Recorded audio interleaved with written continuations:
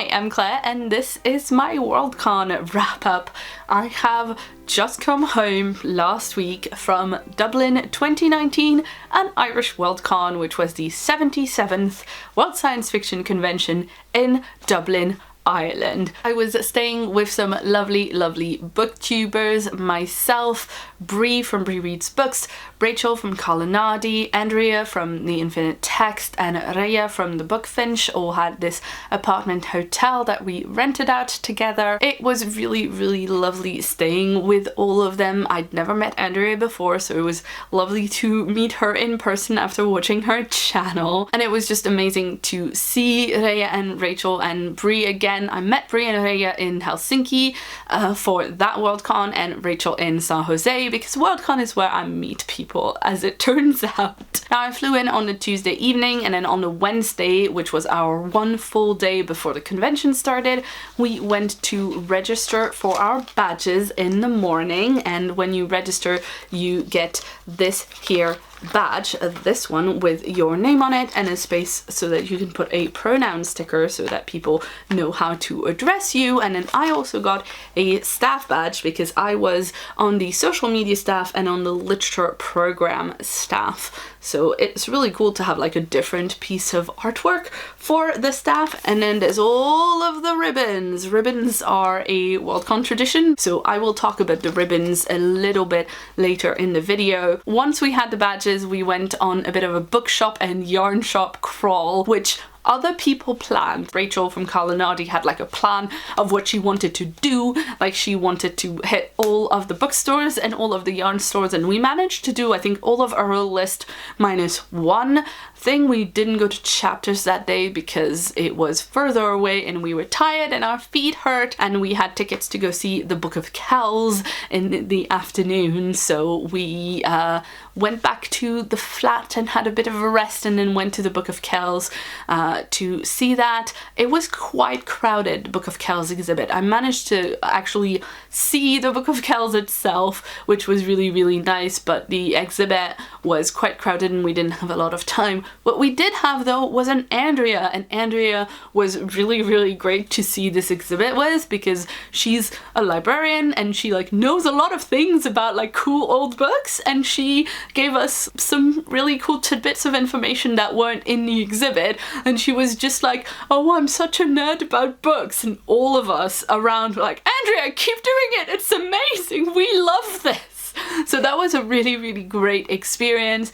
And then we saw the long room of the library and it was beautiful. It was so pretty, like just so many old books, and it smelled like old books, and all of us were like, you know, children in a candy shop, except that you can't like touch anything obviously. Afterwards we went for a nice big dinner with all of the BookTube SFF folks that we had there, and it was quite a big group. We had to split into 2 tables. It was just a really lovely dinner. I especially enjoyed catching up with Caitlin from KDG, who I hadn't seen in a million years, and her boyfriend Steven, who I hadn't met before, but he's just as lovely as she is. So that was a really fun dinner to do. We went to bed not too late that evening, and I think everybody else was pretty good about going to bed early the rest of the con, except for me, because I never learn. The actual convention itself was so much fun, but I was doing so many things, as I am wont to do.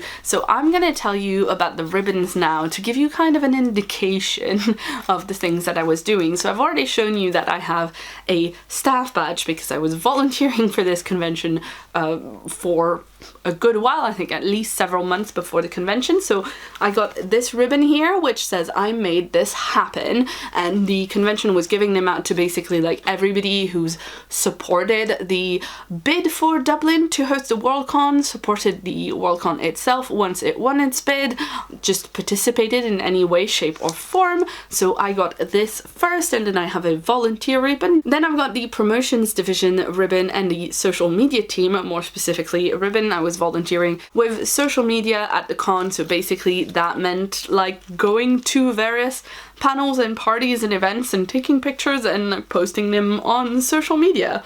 So that was quite a fun way to volunteer for the convention in my opinion. but it does mean that I neglected my own social media quite a bit. I realized like 3 days in to the convention that I had like barely tweeted at all. So I'm sorry if you were expecting more updates about the convention via Twitter and they didn't happen, because that's what happened instead. I also should have gotten a program division ribbon because I volunteered with the literature programming team before the convention, but I never managed to actually like have time to track a ribbon down for the promotions team, so that's my bad. The next ribbon that I've got is this one here that says program participant. I was on 3 different panels, and they do this really neat thing where they give you a little like sticker with your panels that you can put on the back of your badge, so you know when your panels are and you don't like get lost or forget a panel. So my panels were 2 on the Friday. On Friday I had the BookTube SFF panel at 1 p.m. It's called BookTube, the world of YouTube book discussions. And then at 4:30 I had a panel of discussing the Hugo Award finalists for best novel, and that was really fun. Like, we just talked about those 6 novels for an hour and it was delightful. I got to that panel 5 minutes late because I was in a publisher party in the next room and they gave us wine, so I like rocked up late with wine going, so sorry, I missed my phone alarm for this panel. I got tutted at for not bringing wine for everybody, basically. I was just like, thank goodness I noticed it 4 minutes in and not much later than that, because it was funny now, it was a bit mortifying in the moment. And then the next panel that I have was at 1 p.m. on the Saturday, and that was on formative fandoms. So I got to talk about Harry Potter and Dragon Riders of Pern and The Hobbit and like things like that, which is always fun. I could have talked about formative fandoms and what fandom is to me now and fandoms in general for many more hours, but it was a fun panel to be on. And the final thing that I've got here on the back of my little card is a rehearsal for the Hugos at 12:30 on Sunday, and that is because I was a designated acceptor for Fangirl Happy Hour. Renee and Anna were nominated for Best Fan Cast, but they couldn't make it to the con, so they asked me to like be them at the reception and at the actual ceremony. So the idea is that if a finalist can't come to the ceremony, they get somebody to like go on stage for them and do a speech on their behalf and all of that. So I was sat in the front of the auditorium along all the people who like might have to go and get up on stage, and I had to do a rehearsal to see like where you go up on the stage and in what direction you walk and how you hold the award. The actual Hugo Award itself, the trophy, is shaped like a rocket ship, which, you know, is something that you want to be careful when you hold it, so that you don't hold it like between your boobs if you're a boob having person, or, you know, too close to your crotch in any case. So you have to like cradle it like a baby. So this is something that I definitely heard about before, that they teach you to hold the award at the rehearsal, but it was really fun to like actually go and do all of that. I'm extremely nerdy about the Hugo Awards, and like one of the reasons I was really excited to do this, aside from the fact that I adore Fangirl Happy Hour and I was very honored to be asked, even though I didn't end up having to go on stage because they didn't win Our Opinions Are Correct, which is a podcast by Charlie Jean Anders and Annalie Newitz, which is very good and very deserving. They won. But I was really excited to be in the rehearsal and to be sitting like at the front and to be going to all the parties and stuff, because I'm a massive Hugo nerd and all of that stuff I find really fascinating. And then I'm going to skip down to the very bottom of my ribbon thingy and show you this ribbon here that says I voted, which is that I voted in site selection for Worldcon in 2 years time, which will be in DC. They were standing unopposed, but you know, it's important to participate in nerdy democracy and vote, and I also get a discount on my membership to DC Worldcon because I've voted. And the final ribbon that I've got that is from the convention and an official ribbon with like the convention logo on it here is this one that says WSFS Business Meeting Attendee, and WSFS, WSFS, is the World Science Fiction Society, so that is the body that is officially, you know, the thing Worldcon is based on, and there is a constitution of the World Science Fiction Society. The business meeting meets to discuss changes to the constitution, and it is a thing that happens on the Friday, Saturday, Sunday, and sometimes Monday mornings of the convention. So basically on the Friday morning of the convention, the business meeting meets to set its agenda for the next 2 or 3 days, and then over the next 2 or 3 days various things get discussed. So this is like basically parliamentary discussion about how we will conduct Worldcons in the future. Various things that get discussed there are any changes to the Hugo Awards. So if you want to add a category or remove a category or change a category, it has to go through the business meeting. There are various other things that happen at the business meeting that aren't specifically about the Hugos, but a lot of Hugo stuff happens there. And as I said, I'm a massive Hugo Award nerd. I'm also a massive Worldcon nerd in general. The business meeting is something that I'm very, very interested in. This was my 4th Worldcon, but only my 2nd time at the business meeting, because the business meeting can be kind of daunting. It's a lot of parliamentary procedure. I find it quite obscure, even as someone who's like been interested in it and looking into it for a long time and who's attended twice. This year I was going to the business meeting not just because I'm a Worldcon nerd, but also because my friend Ira of Lady Business was proposing this Games Hugo, a Hugo Award for Best Game or Interactive Experience. I was a seconder of the proposal, so I had my name on that proposal. I wanted to make sure to go and support Ira and also vote where that was necessary. Things at the business meeting take a lot of time, so just because we went and discussed this proposal doesn't mean we're gonna have a gaming Hugo next year. What it means is that the Games Hugo is going to be discussed by a specific Game Hugo subcommittee on the Hugo Award Study Committee, which is a thing that happens the rest of the year, basically. We're going to come back next year with an amended proposal that will hopefully be something that goes better with people at the business meeting and they vote for it, hopefully. I will keep you informed of what happens with that. I have signed up for that subcommittee to like be on that all year and work on that all year because, again, nerd. So I will be able to tell you what's going on with that, but it will be a really long process, and maybe at some point a Worldcon will decide to have it as like a special one. I don't know. It's just a really long, complex process, and I'm really excited to be part of it because I'm super nerdy. I want to do some like explainer videos that talk about the business meeting and that talk about like how proposals for Hugos work and stuff like that.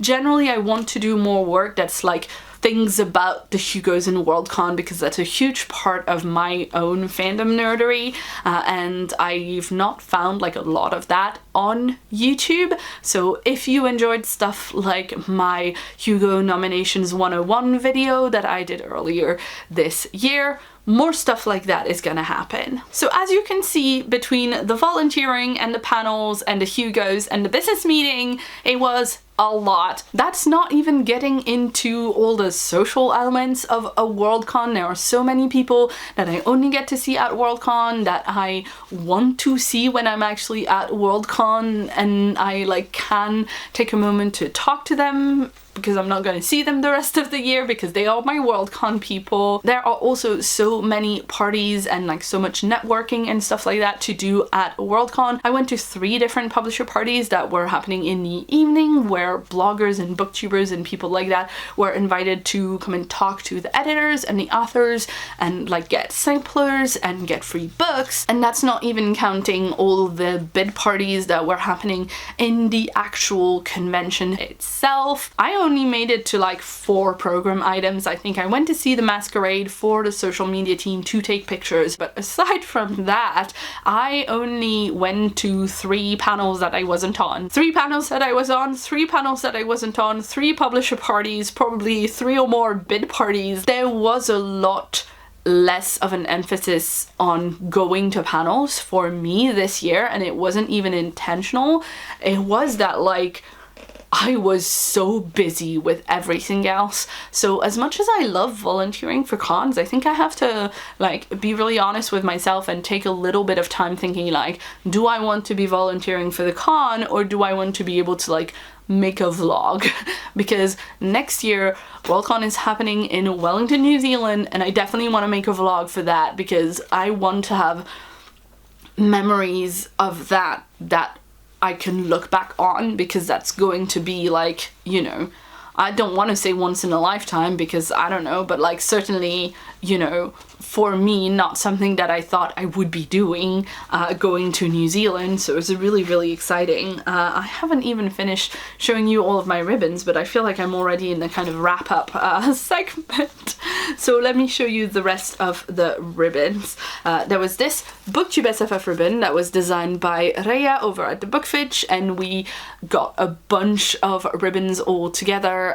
Rachel from Kalanadi got them printed and brought them to Dublin, and then we kind of split them, and a lot of my job at the con was going and talking to as many people as possible and handing out ribbons, because I'm the like resident extrovert that doesn't mind talking to people as much, and I know many people. Like my convention superpower is I know everybody, and it was probably quite annoying for everybody else because we couldn't go like 10 meters without me going like, oh, so and so, I must go say hi to them. So there you go. We had the BookTube SFF ribbons, which were quite a hit. People especially loved this design here. I've already talked about the games Hugo that Europe proposed. I've also got a Lady Business ribbon from multiple Hugo Award winning fanzine Lady Business, who are very dear friends of mine, and so I'm really delighted that they won a second Hugo at this Worldcon. There's Bees a Serpent. Bees a Serpent is a really cool podcast. I saw them recording a live episode, so that was really fun to go and do and see. And then there is the I Find Your Lack of Yarn Disturbing ribbon. This was being given out by my friend Nina, who is a Finnish fan, and I met in Helsinki when I was volunteering for that Worldcon. Nina brought these last year and also this year, and they were a hit with all of our group because obviously we went and got a bunch of yarn the day before the con. The way Nina does this, by the way, is that she will give you the yarn ribbon if you can show her that you have yarn with you. I've got 2 ribbons from Con Zealand next year in Wellington, New Zealand. So this is the 2020 Worldcon. One of them says "Here be dragons," and then the next one says something in Maori, and I forgot to ask what it actually says.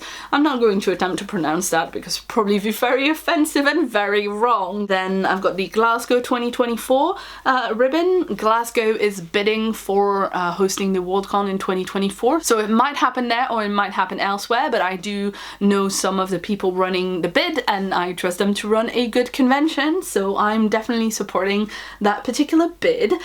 We've also got this adorable ribbon here that says "Dumpy Little Unicorn," and that's from my friend Jane, who I first met at a Nine World when she was cosplaying a TARDIS full of bras. Yeah, she's pretty awesome. I will try and remember to link her and Nina on Twitter in the description box. It was adorable to have that ribbon, and a lot of people asked me where it came from because it was very cute. Another ribbon that was quite popular was the feminist one. I got this from a Finnish fan called Hanna. I believe they were not the only person to have those ribbons. I think the Finnish fandom like brought them and were giving them out to many different people, but I was really happy to find one on like the 2nd or 3rd day because I'd been coveting them for the beginning of the convention. This next one is from the business meeting. You've already seen it. And then we have this one that says "Floof will out," and it is from Fox Spirit Books. They are a really cool independent publisher from the UK. And then I've got 2 Cameron Hurley ribbons. The first says "Be the Light" and is from the Light Brigade,